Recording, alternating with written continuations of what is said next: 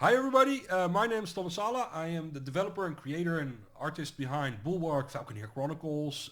It's a sort of a solo dev game. I do the majority while I work here in my little shed in the garden, or quite a good shed. And I work by myself, and I've created the Falconeer, and now I'm creating Bulwark, Falconeer Chronicles. The Falconeer was an air combat game, sort of a niche genre, and Bulwark is sort of a weird ass, free-form, open world city, no, well, settlement builder, or actually fortified settlement builder. You can build your own Mont Saint Michel, which is this famous fortress rock in France. Is a bit of an inspiration. You build fortresses and people move in and live around your fortresses and they start to come alive. That is the goal of the game. It doesn't have a rule the world or defeat the enemies or whatever. It is a world that's from the Falconeer, and it plays after the big war and conflict that you started in the Falconeer actually has gone. Everybody's trying to rebuild, and there are refugees, and people are looking for a new home, and you're going to provide that. So I wanted to do the stream, sort of introduce it, because we now have a demo, and some of the concepts are not very conventional. So it's good to introduce them and see how everybody gets on. The demo is pre-alpha, which means I'm going to get a lot of feedback of things you don't understand or are clear, and I'm going to try to fix that. And hopefully, when newer demos or newer versions of the games come out, they'll incrementally improve. So that's the goal why there's a demo at this point, and hopefully you get excited for it. Let me start up the game for you. So here we go, pre-alpha demo. So I'm going to turn off the sound because we don't need that, and don't need the voice. The music is done by Benedict Nichols, so it's a shame to turn it off, but for the purposes of this stream, that's probably useful. It's got all the decent, a bunch of settings. We have screen button prompts that help you around. I'll leave those on. There's a control screen. It's evolved from the Falconeer. It's got a lot more inverted settings. You can do the axis separately. It's got mouse turning for mouse users, and you can switch to mouse. And it's got plenty of options for you as well. I'm using a controller because that's just easier on stream and doesn't require me to move my hand all the time. So let's kick off. Is a free-form I'm going to skip this because that's just me talking. So when you start off the Falconeer, and I need to change the resolution if on stream because it's a bit skewed of my recording. Must have to accident. So when you start off the Falconeer, I'm just going to ignore the tutorial for a bit. You start off with this little airship, this little blimp. I'm calling it the Surveyor, and it's the part of the game where you get to fly around whatever you make, explore the world with it, and have a vehicle, to see your settlement, not just from the ground up. It's not a direct flight control vehicle like the Falconeer. You literally can see me moving the cursor. That's hooked to your mouse. It's hooked to your mouse, so I'm hooking it up to the left stick. And it's when I press A, it's not a throttle. It is actually a command to go to where I where I clicked. So you can see this little beacon light up, and I can just aim somewhere, and it'll go there. It's got its mind of its own, so I'm using the cursor, but I'm not actually steering it. You can hold down the A button or the left mouse button and sort of do direct flight, but it's a different kind of system from throttle up and steer left and right. The reason for this is because you're going to build. You got to build a settlement, and some of that building you do from the air, and you need precision and accuracy. So you need a cursor that can accurately say, hey, let's start my outpost on this rock or this rock, and let's for fun do it on here. Because Bulwark is a freeform builder. You can build anywhere you can see. You can build in the shallows. You can build in not in the deep water, but you can build on any rock, any mountain you can see. You can start building. So we can put it up there on that. Let's see if we can select. And you see the cursor has a vertical component, so you can sort of gauge the depth you're looking at. And that makes it a bit different. There's no grid, there's no horizontal plane to constrain you. You can do anything, look at it from any angle, and be sort of free of some of that. So let's build something. Just press the build button, which is the right mouse button, and it's build an outpost. It's perched precariously atop this rock, and I can't do much. My advisor will say you cannot build, there is no wood. So we need to add a little bit of wood to our settlement and make sure it's connected to that outpost. So here is a sea tree. It's a fungus, a mushroom, and this is where in this world, it's a fantasy world, all the wood comes from. They don't, you can see it's an ocean world, it's icy and snowy, Arctic even, so it doesn't have a lot of trees, but it has these mushrooms. And I can just go to my surveyor, precisely map where I want it in the world. I can't build on top of the mushrooms.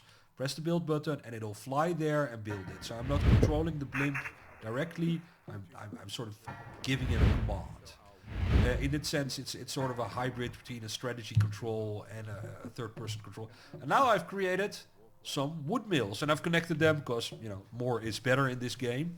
But nothing's much happening. It's not coming alive. The wind is powering the blades. But let's connect it to our tower. And I simply do that because I'm now in ground build mode, and you saw me do it and I didn't explain, I'm sorry for that. But when you're on the ground, you can also move your cursor and build wherever you want. As long as you are in range of wood. If I go too far, it will not be able to, people won't be able to carry the wood from the wood mill. But if I can just extend the line and it will snap to any other tower, and that means if it's snapped, it'll make a walkway. I can select any other tower by pressing the move button basically, and it will move to the tower or on building nearest to my cursor. And the cursor is at the end of the line. And it gives this indication when you snap on what your walkway wall would look like. So I'm going all the way to my outpost, and it'll try to build up there, and it's done a pretty good job, and that's part of the fun of Bulwark. You're not thinking in a 2D plane. And what's happened, I'm now connected to my outpost that generates workers, and people start to live where I've built, and they like living close to my outpost, and I can show this in the resource flow, which is just a right bumper or the tab button on the keyboard. And you can see green, which is workers, is moving through my settlement, and brown, orange is wood. It's going up. I'm not transporting, not a lot of workers are moving, and they can't get everywhere. See, there's no motion of green to this tower, and if I build another tower, it'll have wood, because I've built quite a decent wood industry, but it doesn't have people, so people don't move in. Sometimes the line will get squiggly when they're starting to get out of resources, but this is too short to show that here. And you can see where people are, they start to make their own little buildings. They're making this little, they've got these wood piles and little sort of, I don't know, sawmills, I guess, and little hatcheries for more seed trees. They're building up their industry because you've given them a place to live by making a walkway and a tower. You can also add, stuff like foundations, which are these squares. Sometimes there'll be triangles, and there'll be more pie-shaped pieces. So it's a little hint. The Bulwark isn't a game where you get to decide exactly what you want to build. I make it joke, it's like Bob Ross. You're just painting over the landscape, and it's all happy accidents. So you don't need to think. There's no mistakes. You can just experiment. You can, remove stuff as well. I don't like that. Make something smaller. And there is hints, which you will learn after a while, of how things work. If there's a little plus, you get a little extension. And like I said, if I go up, I can't build anything from the outpost because that needs to be upgraded. But basic wooden stuff, I can do. But there's more than wood in this world. Let's upgrade to stone and get some more building options. Let me command my surveyor to go there and build on this stone, how do you call it? Stone outcropping. And in voice, the advisor will tell you if something is a resource, and it will light up in the world. And just like with the trees, I can build these, stone quarries. It's not moving the stone anywhere. Let's get a few more, and people aren't expanding on that industry because they're not connected. So I can do this because it's close enough to a tower with wood, but I can't connect these two, I guess. No. If I hook it up to my outpost, it'll have people. And it's simply enough wood. So my wood industry is big enough that it can traverse all these points. And you'll see people moving in and little stone masonry grinders for making concrete and all that stuff. It's a sort of a mixed technology world, the world of the Falconeer. And especially it's like 30 or 40 years after the Falconeer, so technology-wise they've sort of discovered a new bunch of stuff. My tower there is still, so you're seeing that the stone is actually, because I built, is going further than the people on this particular tower. If I just connect it up this way, it'll have people, and eventually you'll see people move in. That is literally it. It's basically a nodal network at its simplest. There's no, let's get a dark thunderstorm, something like that. Some red weather. There is no resource storage here. You don't have 100 wood. You have unlimited wood and you can use it unlimitedly as long as you're connected to it.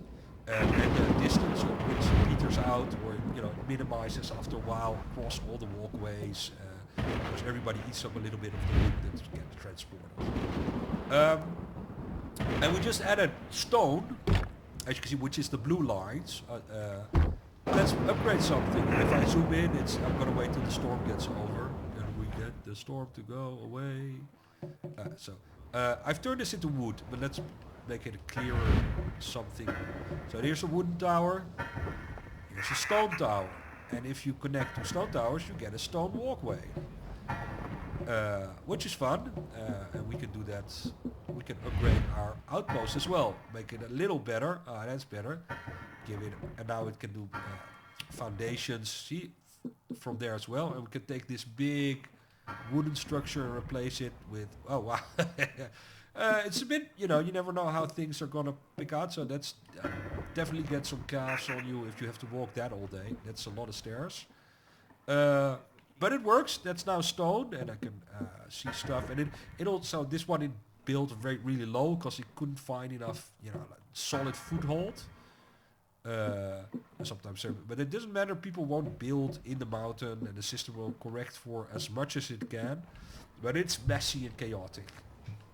Another thing we can now do is have these stone triangular foundations, and if you look carefully when the sun comes up, you'll see it better.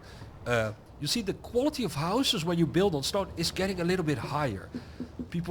When people are in the water, as you can see on the left here, they're just wooden hovels. If they move up, you give them foundations, they'll build, townhouses. If you give them stone access to stone, they'll start to fancify their accommodations, basically. And we can do that, and it gets to the point where people even prefer living high up a mountain, because it doesn't live to, you want to be safe in this world. We'll get to that dangerous place. So let's see if we can. Sometimes you have to fiddle and see what. The reason it doesn't give me the triangular option here to do the pie-piece shape piece, because everything is based on the slope of where you're building. But it's sort of decided this is possible, and you can stack stuff and sort of force things. And go, I need to stack another one. And you have one which is close to you, which looks different, but a little variation. So we've got this, different type of building going on already. So that is, and our settlement's sort of doing its thing, because it's connected to people and it's got some resources. And the next thing we want to do is we got to get some iron. The tutorial is solely here, and I'll command my surveyor to go here and build a iron mine. Not Iron Man, iron mine. And I always build a bunch because I just need a lot of iron all the time. And you can see there's wood over there. Resources are sort of spread out around the tutorial area. Sorry for that. And you can see I can't connect anything here because it's got nothing. It's got none of the wood that's coming from across the water. So we need to transport that somewhere and hook them up. And we can do that by building harbors. So just basically, and I'll get it quick. When you're flying around, you can use your cursor And you can see spots where you can make a harbor. You can't make a harbor on land. It can't make it into the shallows because the ships will get stuck. But it can make it in the deep water. So we've made one harbor here in the deep water. And I'm just going to connect it up. You can always connect to a harbor, otherwise you get stuck. Can't. It doesn't have any resources yet, except, it's moving the iron, which is the purple resource. So let's beacon ourselves all the way here. And this is where our resource need to go. And where do we want to? I want to get the iron to my outpost. So I'm moving the harbor here. And you can see a line connects, and that's the end point of the harbor. So let me connect it up. And let's connect it from here as well.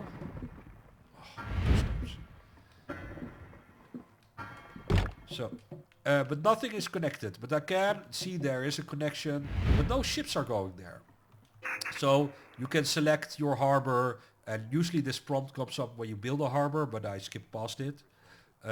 When you select it from the air, or when you set the build button on the harbor, it will give you options to assign captains. So I've only got 3 starter captains, and this feller, Captain Johnson, only carries iron and workers, which is sort of good because we need iron. I still can't connect it because he's not carrying any wood, but you can see his little ship is taking off, and we can see the green for the people coming in and the purple for the iron going out. So we've got an iron connection. It's not a lot of iron because all these things aren't connected. They're not drawing. They're only a little bit of industry, which you can see in the corner there. There's a few people that have access, but so we might want some better captains. Well, this we can actually do because now that we have some harbors, the rest of the Ursi, of the world this takes place in, might get interested in what you have to offer. So you can see a question mark. This is only available when you're in your surveyor flying around, of a rather strange looking ship. And this is a monster captain for hire. I'm going to hire this guy. It's free. There's no resources in the game. It's fairly casual. And now we have a new captain. I want another one, so I'm going to... I want a captain that does everything. If we're lucky, he'll sail up. Usually does. Well, there's a random, so no more captains. Well, we'll assign that guy, see what he does. Oh, there's another captain. If you don't have the right captain, you can always also make multiple harbors. So you notice I had 3 captains. But who's this fella? Ah, here is... What's his name? Captain Leathers. And he's one of the underground people, so he's got a little bleak skin. And he carries all the stuff. That's great. So we hired him, and we're going to go back to our initial harbor. And I selected with my thing, and I go, well, Captain Leathers is now available. And you can see he's got 4 icons. He's even got a fighting reef glider ship, which is nice. Might have a gun to protect himself. Let's assign him.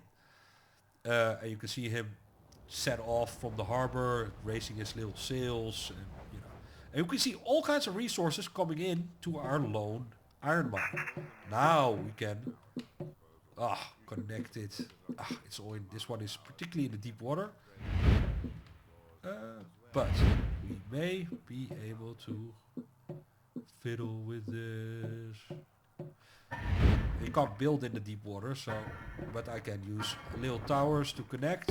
Hey, I've got one more connection. Now you can see that the stone is running out, so it's squiggly. So that tower has stone, but this tower does not have stone.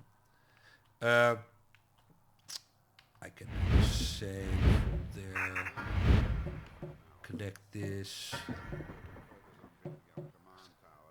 and I can even see. Can I? No, I can't. Sometimes you can. So let's connect it. It's gonna be nice, and there's no, everything can stick through each other. It's kit bashing. It's dirty, but sometimes you can even say, hey, let's extend me some foundations into the water, and then you could connect it. So trying to cross deep water and stuff, and it looks freaky, but I think that looks cool for an industrial place. you can have all these weird solutions to just trying to build stuff, because you know there's limitations in the landscape. So we've got quite a bit more iron going on. Let's fly back to our main tower, which is not impressive enough, but it does have access to iron. We can upgrade it one more time to a proper citadel, and that's looking a little bit better. Let's give him some nice... and the more stuff you give this guy to the more foundations like these things, the more people move in, the more workers he outputs. See, he's got a little more green dots moving about, and they go further across your city. So that is a citadel upgraded. Let's take another tower. Just build it here. And see if it's got all the resources. Let's upgrade it to the final level of tower. Oh, another storm. It's called a command tower. These have defensive works, but they got access to iron. Let's see if we can upgrade it. And it works fairly the same as a regular stone tower, but you know, we've got a bit more options. Except that command towers can go up. They can have multiple floors. And you might have seen this in the trailer. And I can build balconies from these floors. So you can have fun, and if you connect from a higher floor to another, sometimes this, for instance. I can now build skyways, and sometimes when you build skyways and then build a regular one underneath, it'll try to make a straight wall. That's sort of cool. It's a shame that isn't high enough for a skyway. So now we've got, you know, sort of interesting stuff going on, but that command tower, that seems like it, you know, let me... it's a bit top heavy. But I'm adding balconies because I'm gonna have a little fun with this. So that is the basics. There's lots of hidden secrets when you intersect walls or have at a certain distance. But you also have these are part of the demo as well, and the demo isn't limited anyway, so you can go as big as you want and keep expanding and growing and saving. It's really about, you know, for everybody sort of get to grasp of what the game's about, and also have some feedback for me, hopefully. So one of the things I've added for the demo is sort of a rough random encounter system. So whenever you're flying around and you see these, how do you call it, thunderstorms, you can select them when they have a question mark, and in this case it hides a little boat which is clipping through the rocks. And someone will have something to give for you, or sometimes there might be a bit of combat or stuff, but first let's see, this guy gave me another outpost, which is cool. Let's chuck it in here. Let's add something to it. So, up. And so there's different variations of outposts and what they upgrade to. So there's little, sometimes you get the vertical ones, sometimes you get the little stout ones. It's all just, you know, enjoy the building, and there's different factions, and at the moment I've only got citadels and outposts for the Imperial and the Freehouse faction, which is why I don't want this guy.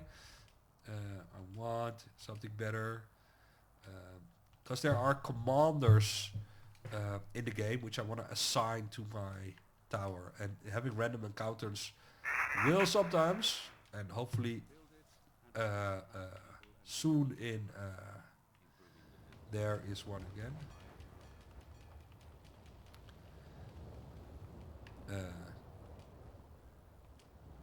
Here we go. Hopefully it's got something. Another outpost. I don't want another outpost. Okay, gonna skip that. And maybe later something interesting will appear. So when you have, and I'll skip to the free mode actually for this.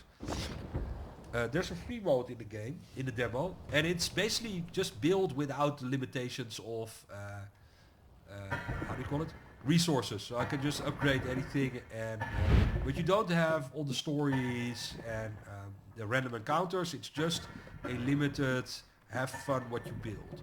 But it comes with a preset number of captains and commanders, so I can show.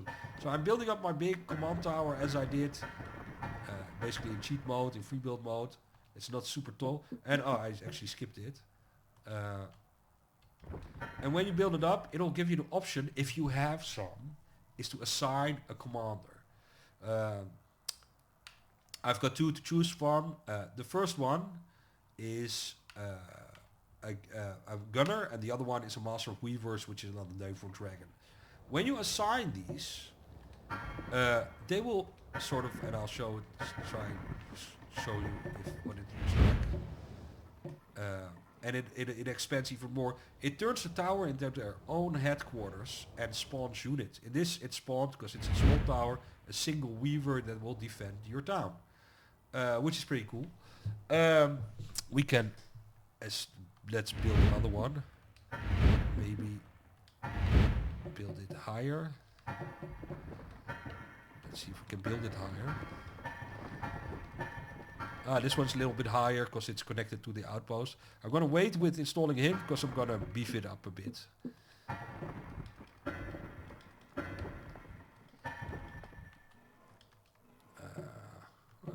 As you can see there, when you get up a certain height, the UX changes on the tower itself to show you this is a foundation.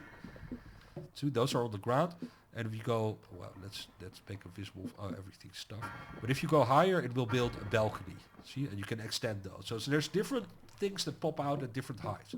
Now we can assign the commander, which you can do both from the ground, but mostly from the surveyor. Assign librarian raven, and he'll turn this, because he's a gunner, into a gunnery position. Let's see if he's added some guns. He's added a big, nice Eiffel gun. I don't know why I added Eiffel Towers. It's just for fun. It's a homage to, I think, a Greg Bear book or Iliad, which I don't know. It's just a cool shape. So that is commanders, and those are useful in the game. If you play the demo and you go back to the tutorial area after a while, these encounters will occasionally pop somebody who's hostile or wants something from you which you don't want to give, and you can have a little bit of a combat. In the final game, the idea is that there'll be other settlements and you'll be able to befriend them or get into fights with them, form alliances, and basically deconstruct them to add new unique buildings, new unique commanders, new captains to your own settlement. So you either join them as a colony or you deconstruct them and take what they've got. So that is coming for the final game, but for now there's just a little prelude to some of the combat, and it's a little bit shooty. Not going to show that today because I think the stream is long enough. But that is an introduction to Bulwark. It's a bit odd. It's for a lot of people. It's a fairly casual, in a sort of hardcore world. It's a fairly friendly, chill vibe to build, especially when you're on the ground and you're just having fun, building whatever you want. You can explore the entire open world. Like I said, it's not done. The world is there, but there's no inhabitants yet, no friendly or settlements. There's a few enemies spread. But you can go anywhere with your surveyor and experiment what's there and build your own bulwark. So that is the note on which I'm going to end it. Hope you enjoyed it, will enjoy it, and please, like I said, it's an evolving product, an evolving game. So if you leave feedback, I will always try to respond, and I always need more information. So engage, be civil, of course, but I want to hear what you think, even if it's not positive.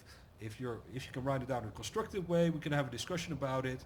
And sometimes I understand stuff because other people have other ways of explaining it, and it improves the game. So that is super appreciated, and I hope you enjoyed the demo for the time that's up.